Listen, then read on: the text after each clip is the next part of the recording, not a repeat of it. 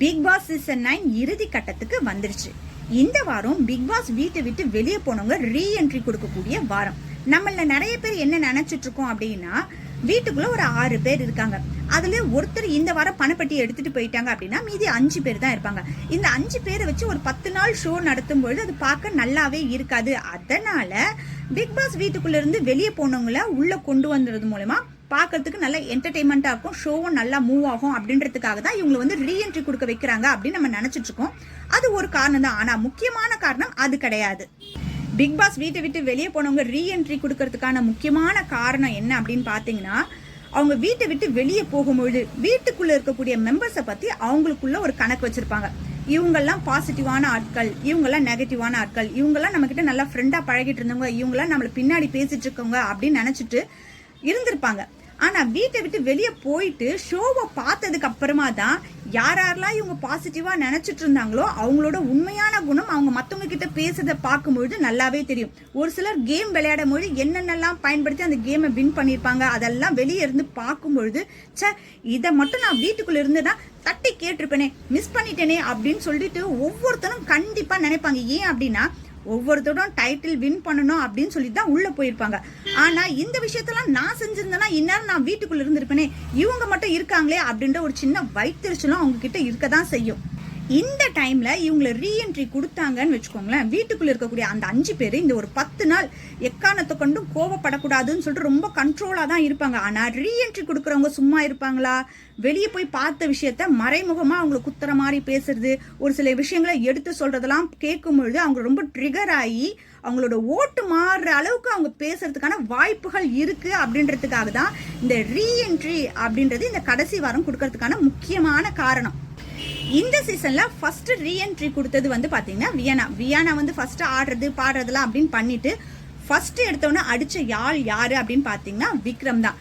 விக்ரம் ஏன் ஃபர்ஸ்ட் அடிச்சாங்க அப்படின்னா, வியானாக்கும் எஃப்ஜேக்கும் ஒரு காதல் கண்டென்ட் ஓடுச்சு பாத்தீங்களா, அதை ஸ்டார்ட் பண்ணி வச்சதே விக்ரம் தான். ஏன்னா விக்ரம் தான் ஃபர்ஸ்ட் வந்து வியானா கிட்ட சொல்லிருப்பாரு, நீ வந்து எஃப்ஜே கூட ஒரு லவ் கண்டென்ட் பண்ற மாதிரி இருந்தா நல்லா நீ வெளியே தெரியவே அப்படின்னதுக்கு அப்புறமா தான் வியானா எஃப்ஜே கூட பேசி பழங்குறதெல்லாம் நடந்தது. ஆனா நம்மளை மட்டும் இப்படி மாட்டி விட்டுட்டு கடைசியில வெளியே அமைச்சிட்டு இவர் மட்டும் உள்ள இருக்காரே அப்படின்ற எரிச்சல் அவங்களுக்குள்ள கண்டிப்பா இருந்திருக்கும். ரெண்டாவது வந்து பாத்தீங்கன்னா சாண்ட்ரா. வியானா வெளியே போன அந்த வாரம் பாத்தீங்கன்னா சாண்ட்ரா வியானாவை நாமினேட் பண்ணிருப்பாங்க. ஆனா வியானா கிட்ட சிரிச்சு பேசி வியானா வெளியே கிளம்பக்கூடிய அந்த டைம் வந்து ஒன்னு அழுதுருப்பாங்க. என்னவோ வியானா போறது அவங்களுக்கு உண்மையாலுமே கஷ்டமா இருக்க மாதிரி. ஆனா வெளியே அவங்க போய் ஷோ பார்த்திருப்பாங்க இல்லையா, ஷோ பார்க்கும்போது என்ன நினைச்சிருப்பாங்க, இவங்களை ரொம்ப நல்லவங்க நினைச்சா இவங்க இவ்வளவுலாம் பண்ணிருப்பாங்களா அப்படின்னு நினைச்சிருப்பாங்க இல்லையா. அதெல்லாம் தான் இப்ப எடுத்துட்டு வந்து வீட்டுக்குள்ள அவங்க காட்டிட்டு இருக்காங்க. பிக் பாஸ் வீட்டை விட்டு வெளியே வந்ததுக்கு அப்புறமா வியானா ஷோவை ஃபுல்லா பார்த்திருக்காங்க. தான் வெளியே வந்ததுக்கு யார் முக்கியமான காரணம், இவங்களால தான் நம்ம வெளியே வந்தோமா, உள்ள போகும்போது இவங்களெல்லாம் நல்லா வச்சு செய்யணும் அப்படின்னு தான் நினைச்சிருப்பாங்க. உள்ள ரீஎன்ட்ரி கொடுக்கும்போது பிக் பாஸ் கண்டிப்பா சொல்லி தான் அனுப்பியிருப்பாரு, வெளியே நடக்கக்கூடிய விஷயங்களை கண்டிப்பா உள்ள ஷேர் பண்ணக்கூடாது, ஷோல நடந்த விஷயங்களை வெளிப்படையா நீங்க ஷேர் பண்ணக்கூடாது அப்படின்னு சொல்லி தான் உள்ள அனுப்பியிருப்பாங்க. அதனால வந்த உடனே எந்த ஒரு கோவத்தையும் காமிக்காம எந்த இடத்துல டைம் கிடைக்குதோ அந்த இடத்துல ஒரு சிலரெல்லாம் வச்சு செய்யணும் அப்படின்னு முடிவு பண்ணி தான் வியானா ஃபர்ஸ்ட் உள்ள வந்திருக்காங்க. அதுல ஃபர்ஸ்ட் மாட்டினது விக்ரம். ஏன்னா எஃப்ஜே கூட பழகிறதுக்கு முக்கிய காரணமா இருந்தது விக்ரம் தான். அதனால வெளியே போறதுக்கு இவரும் ஒரு காரணம் அப்படின்னு சொல்லிட்டு முதல்ல வந்தோம்னா அவர் வச்சு செஞ்சுட்டாங்க. ரெண்டாவது சாண்ட்ராவை பொறுத்த வரைக்கும் 2 விஷயத்த அவங்க நோட் பண்ணிருப்பாங்க. ஒண்ணு வந்து இவங்க வீட்டை விட்டு வெளியே வரதுக்கு அவங்களும் ஒரு காரணம். இன்னொரு விஷயம், சாண்ட்ராவை நம்ம எதிர்க்கிறது மூலமா நம்ம வெளியே நல்லா தெரியும் அப்படின்ற ஒரு விஷயத்த நல்லா தெரிஞ்சுக்கிட்டாங்க.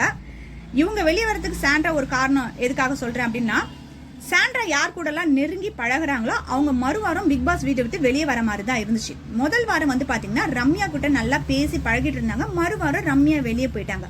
அதுக்கு அடுத்த வாரம் வியானா கிட்ட நல்லா பேசி பழகிட்டு இருந்தாங்க, வியானா வெளியே வந்துட்டாங்க. அதுல முக்கியமான விஷயம் என்ன அப்படின்னு பாத்தீங்கன்னா, வியானா வெளியே வரும் பொழுது அந்த வார நாமினேஷன்ல வியானாவை சாண்ட்ரா நாமினேட் பண்ணிருப்பாங்க. ஆனா வியானா வெளியே போகும்பொழுது அப்படி அழுத ஆர்ப்பாட்டம் பண்ணிருப்பாங்க, ஐயோ நீ வெளியே போயிட்டுனா எனக்கு இந்த வீட்டுல பேச்சு துணைக்கு ஆள் இல்லையே அப்படின்னு சொல்லிட்டு. இதை கண்டிப்பா வியானா வந்து பாத்துருப்பாங்க இல்லையா, நம்மள நாமினேட் பண்றதும் பண்ணிட்டு வெளியே வரும்பொழுது நல்லவ மாதிரி எப்படி நடிச்சிருக்காங்க பாரு அப்படின்னு சொல்லிட்டு. வியானாக்கு அப்புறம் அமித் கூட உட்காந்து பேசிட்டு இருந்தாங்க. கடைசியில அமித்தும் வெளியே வந்துட்டாரு. எப்பவுமே சாண்ட்ரா வந்து கனிக்கிட்ட அவ்வளவா பேசவே மாட்டாங்க. ஆனா அந்த வாரம் கனிக்கிட்ட நல்லா பேச ஆரம்பிச்சாங்க, மறுவாரம் கனியும் வெளியே வந்துட்டாங்க. கனி வெளியே வந்ததுக்கு அப்புறமா பார்வதி கிட்ட பேச ஆரம்பிச்சாங்க. அந்த இடத்துல தான் ஒரு டவுட் வந்திருக்கும், இத்தனை பேர்லாம் வெளியே போறதுக்கு கூட ஒரு வாய்ப்பு இருக்கு. ஆனா பார்வதியை ஃபைனல் வரைக்கும் கொண்டு வரலாம் அப்படின்னு நினைச்சிட்டாரு பிக் பாஸ்.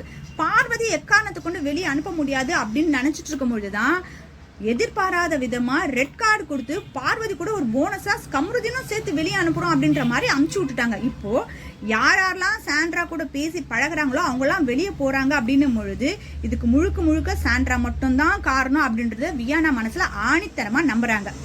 அதனால வீட்டுக்கு வந்த உடனே திவ்யா கிட்டையும் வினோத் கிட்டையும் உக்காண்டு சாண்ட்ரா என்னென்னலாம் பண்றாங்க அப்படின்றத அவங்க வன்மத்தி மூலியமா ஃபுல்லா கொட்டிட்டு இருக்காங்க. இது மாதிரி பேசுறது கூட தவறுன்னு சொல்ல முடியாது. ஆனா ஒரு பாடி ஷேவிங் பண்ற மாதிரி ராட்சசன் படத்துல அந்த வில்லனா வருவாங்க அந்த கிறிஸ்டோபர், அந்த முகம் மாதிரி வச்சுட்டு இருக்காங்க பாக்க அப்படின்னு சொல்றதுதான் கொஞ்சம் கேட்கறதுக்கு நல்லா இல்லாத மாதிரி எனக்கு தோணுது. அவங்க பண்றது தவறாவே கூட இருக்கட்டும், அவங்களால இத்தனை பேர் வெளியே போனாங்க அப்படின்றது உண்மையாகவே கூட இருந்தா கூட நீங்க வந்து கேட்டலாம், நீங்க இப்படி எல்லாம் பண்ணு தப்பு, உங்க கூட பேசுறதுனாலதான் இப்படி ஆச்சு அப்படின்னு கூட கேட்டலாம். ஆனா பாடி ஷேவிங் பண்றது தவறுன்னு நான் நினைக்கிறேன். வல்லவனுக்கு வல்லவன் வையகத்துல இருப்பான் அப்படின்னு ஒரு பழமொழி சொல்லுவாங்க. அது மாதிரி சாண்ட்ரா இதுவரைக்கும் வீட்டுல வேலை செய்யாம தப்பிச்சிட்டு இருந்ததை வியானா அழகா கண்டுபிடிச்சிட்டாங்க. எல்லாருக்கும் வெட்ட வெளிச்சமாவும் போட்டு காட்டிட்டாங்க. கிச்சனுக்குள்ள போய் பாக்குறாங்க, திவ்யாவும் கானா வினோத்தும் தான் வேலை செஞ்சுட்டு இருக்காங்க. மீதி பேர்லாம் வெளியே உட்காந்து பேசிட்டு இருக்கும்போது வியானா வந்து சொல்றாங்க, இந்த வாரம் வீட்டுக்கு தலை யாரும் கிடையாது, அப்ப நம்ம வேலைகளை நம்மளே பிரிச்சுக்கணும் இல்லையா அப்படின்னும் பொழுது சபரி சொல்றாரு, என்னோட வேலையை நான் இன்னைக்கு முடிச்சிட்டேன், பாத்ரூம் நான் கிளீன் பண்ணிட்டேன், நாளைக்கு வேணா நான் வேற வேலை எடுத்து செய்யறேன் அப்படின்னும் பொழுது வியானா சொல்றாங்க, அப்ப நான் வந்து இன்னைக்கு நான் சமைக்கிறேன் அப்படின்னு சொல்லும் போது சாண்ட்ரா என்ன சொல்றாங்க அப்படின்னா, நான் சமைக்கிறேன், நீ வேணா போய் பாத்திரத்தை கழுவு அப்படின்றாங்க. அந்த இடத்துல வியானாக்கு கொஞ்சம் ட்ரிகர் ஆயிடுச்சு. எனக்கு நீங்க வேலை சொல்லாதீங்க, உங்களுக்கு நான் வேலை சொல்றேன்னா உங்களுக்கு எந்த வேலை பிடிக்குதுன்னு சொல்லிட்டு நீங்க செய்றீங்களோ, எனக்கு என்ன வேலை பிடிச்சிருக்கோ அதை நான் செய்வேன், எனக்கு நீங்க ஆர்டர் போடாதீங்க அப்படின்னு சொன்ன உடனே சாண்ட்ராவோட முகமே மாறிடுச்சு. உள்ள போன வியானா திவ்யா கிட்ட பேசிட்டு இருக்கும் பொழுது நேத்து யாரு சமையல் செஞ்சது அப்படின்னு சொல்லிட்டு வியானா கேக்குறாங்க. அப்ப திவ்யா சொல்றாங்க, சாண்ட்ராவும் நானும் தான் செய்யணும், ஆனா சாண்ட்ரா கொஞ்சம் கூட வந்து ஹெல்ப் பண்ணல, நேத்து முழுக்க முழுக்க நான் மட்டும்தான் சமைச்சேன் அப்படின்றாங்க. இதுல இருந்து என்ன தெரியுது, கிச்சன் வேலையை நான் பாக்குறேன்னு சொல்லிட்டு முழுக்க முழுக்க திவ்யாவை வேலை செய்ய சொல்லிட்டு இவங்க சும்மா எல்லாரு கூடயும் உட்காந்து பேசிட்டு இருக்கிறது தான் முழு வேலையா பாத்துட்டு இருக்காங்க. சரி, இந்த வியானா வீட்டுக்குள்ள வந்ததுல இருந்து ஒவ்வொருத்தரையா தாக்கிக்கிட்டு இருக்கா. இந்த இடத்துல அவகிட்ட எதுவுமே பேசக்கூடாது, ஏற்கனவே நமக்கு நடிப்பறக்கின்னு ஒரு பட்டம் வெளியே போயிட்டு இருக்குது, சாண்ட்ராக்கு தெரியலனா கூட உள்ளுணர்வை ஏதாவது ஒண்ணு சொல்லி இருக்கும். அதனால இந்த வியானா பொண்ணுகிட்ட வாயை கொடுக்க கூடாதுன்னு சொல்லிட்டு அடுத்த வேலை வரும்பொழுது எனக்கு உடம்பு சரியில்லை இருந்தாலும் நான் இந்த வேலையை பாக்குறேன் அப்படின்னு சொல்லும்பொழுது என்ன பண்ணுவாங்க, வீட்டுல இருக்கவங்க ஆல்ரெடி அவங்களுக்கு உடம்பு சரியில்லைன்னு சொல்லும்போது இந்த வேலையை எதுக்கு அவங்க கிட்ட கொடுக்குறோம் அப்படின்னு சொல்லிட்டு வேலை இல்லாம தானே உட்கார வைப்பாங்க. அதாவது குத்தாட்டம் போடும்பொழுது உடம்பு நல்லா இருக்கு, வேலை செய்யணும் அப்படின்னும் பொழுது உடம்பு சரியில்லாம போயிடுமா சொல்லுங்க பாப்போம். அது மட்டும் இல்லாம போன வாரம் வெள்ளிக்கிழமை கார் டாஸ்க்ல சாண்ட்ரா கீழே தள்ளி விட்டதுல இருந்து பார்வதி கம்ருதீன் ரெட் கார்டு வெளியே வாங்கிட்டு போனதுல இருந்து முழுக்க முழுக்க வியானா ஃபுல்லா பார்த்துட்டு தான் வந்திருப்பாங்க. என்னதான் பார்வதி கம்ருதீன் மேல முழுக்க முழுக்க தப்பு இருந்தாலும் அதை ரொம்ப பெருசாக்கி எல்லாரும் அவங்க மேல வெறுப்பு உண்டாக்குற மாதிரி ஆக்குனதுக்கு முழுக்க முழுக்க சாண்ட்ரா மட்டும்தான் காரணம் அப்படின்றத கரெக்டா வெளியே இருந்து பார்த்துட்டு வந்து உள்ள அவங்கள நல்லா வச்சு செய்யறாங்க வியானா. வியானா எல்லார்கிட்டையும் பேசுறது அரசல் புரசலா சாண்ட்ராக்கும் கேக்குது. இப்ப அவங்களோட நடிப்பை ஸ்டார்ட் பண்றாங்க. நான் தான் பார்வதி கம்ருதீன் வெளியே போனதுக்கு முக்கிய காரணம் அப்படின்னு சொல்லிட்டு இருக்காங்க, நானா அவங்கள வெளியே அனுப்புனேன் அப்படின்னு சொல்லிட்டு. இந்த வாரம் கண்டிப்பா வியானாக்கும் சாண்ட்ராக்கும் ஏதோ ஒரு சண்டை வரப்போகுது அப்படின்றது கரெக்டா நம்ம எல்லாருக்குமே தெரியுது இல்லையா. பாப்போம் நடிப்பு அரக்கி அவங்களோட நடிப்பு மூலியமா என்னதான் பண்றாங்க அப்படின்னு சொல்லிட்டு.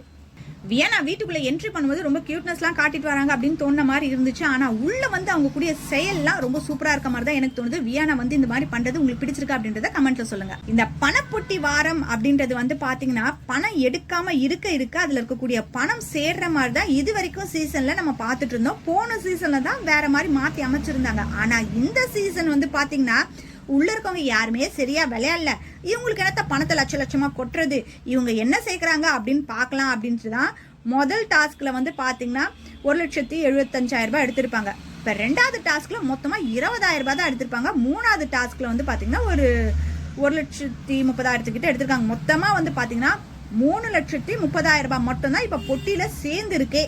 பிக் பாஸ் சொல்லிட்டாரு, யாராவது பொட்டி எடுத்துட்டு போகணும் அப்படின்னு நினைக்கிறவங்க தாராளமா எடுத்துட்டு போங்க அப்படின்னு சொல்லிட்டு. ஏன்னா வீட்டுக்குள்ள இருக்கிறவங்க அந்த அளவுக்கு தான் நீங்க வந்து விளையாடி இருக்கீங்க, உங்களுக்கு இதுக்கு மேல கொடுக்க முடியாதுன்னு அவர் முடிவு பண்ணிட்டாரோ என்னவோ தெரியல. அடுத்து வீட்டுக்குள்ள ரீஎன்ட்ரி கொடுத்தது திவாகர். பிரவீன் காந்தி இவங்க 2 பேருமே உள்ள வந்திருந்தாங்க. திவாகர் உள்ள வந்துட்டு தேவையில்லாம வெளியே நடந்த விஷயத்தெல்லாம் சொல்லும்போது பிக் பாஸே ஒரு எச்சரிக்கை கொடுத்துட்டாரு. வெளியே நடக்கிற விஷயத்தெல்லாம் நீங்க உள்ள சொன்னீங்க அப்படின்னா நீங்க வீட்டுக்குள்ள வந்தது அதுக்கப்புறமா வெளியே போனது இந்த 2 வீடியோ தவிர வேற மீதி எல்லா வீடியோமே நான் கட் பண்ணி எடுத்துடுவேன் அப்படின்னு சொல்லிட்டாரு.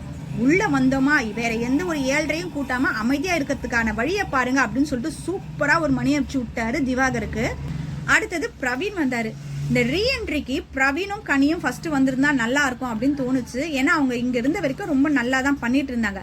ஆனா இப்போ ரீஎன்ட்ரி கொடுக்கும்போது பிரவீன் வந்து பாத்தீங்கன்னா வியானா பண்ணதெல்லாம் தப்பு அப்படின்னு சொல்லிட்டு கொஞ்ச நேரத்துக்குலாமே வீட்டுல இருக்கவங்க பண்ணதெல்லாம் ரொம்ப ரொம்ப தப்பு, உங்களோட வன்மத்தெல்லாம் நீங்க கக்குறீங்க அப்படின்னு சொல்லிட்டு அவரும் அதே மாதிரி பேச ஆரம்பிச்சிட்டாரு.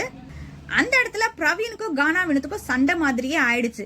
இதுக்கு நடுவுல அரோரா வந்து பாத்தீங்கன்னா எல்லா இடத்துலயுமே கானா வினோத்தை ஏதாவது ஒரு சண்டை மூட்டி அவர் ட்ரிகர் ஏத்தணும் அப்படின்ற மாதிரியே பேசிட்டு இருக்காங்க. கம்ருதீன் அது மாதிரி உள்ள இருக்கும் பொழுது வினோத் சொல்லிருப்பாரு, அரோரா பேச்ச கேட்காதடா, அரோரா நம்மள மூட்டி விட்டுட்டு அவ சண்டையில குளிர்காய்வா, அதனால அவ பேச்சுக்கிட்ட மட்டும் போகாத அப்படின்னு கானா வினோத் அப்பவே சொல்லியிருப்பாரு. அதே மாதிரி சபரிக்கும் வினோத்துக்கும் ஒரு சின்ன வாக்குவாதத்துல அது பெருசாக்குற மாதிரி அரோரா பண்ணிருப்பாங்க. அந்த இடத்துல தெளிவா சொல்லிட்டாரு வினோத், எனக்கும் சபரிக்கும் சண்டை, நாங்க 2 பேருமே பேசி தீர்த்துக்கிறோம், நீ நடுவுல குறுக்க வராத. ஏன்னா யாரு என்ன பேசுறாங்க அப்படின்ற வார்த்தையை நல்லா கவனிச்சுட்டு தேவையில்லாம சண்டையை நீ பெருசாக்கக்கூடிய ஆளு, அதனால நீ கிட்ட வராத அப்படின்னு சொல்லிட்டு தெளிவா சொல்லிட்டாரு வினோத். அரோராவை பத்தி அந்த வீட்டுல முழுசா தெரிஞ்சிருக்க ஒரு ஆள் யாரு அப்படின்னா அது வினோத் தான் அப்படின்னு நான் நினைக்கிறேன். பிக் பாஸ் வீட்ல இருந்து வெளியே போனவங்க ரீஎன்ட்ரி ஒவ்வொருத்தரா கொடுத்துக்கிட்டே வராங்க. அதுல பார்வதியும் கம்ருதீனும் மட்டும் வர முடியாது. நீங்க சொல்லுங்க, இந்த வாரம் பணப்பொட்டியை யார் கொண்டு போவா?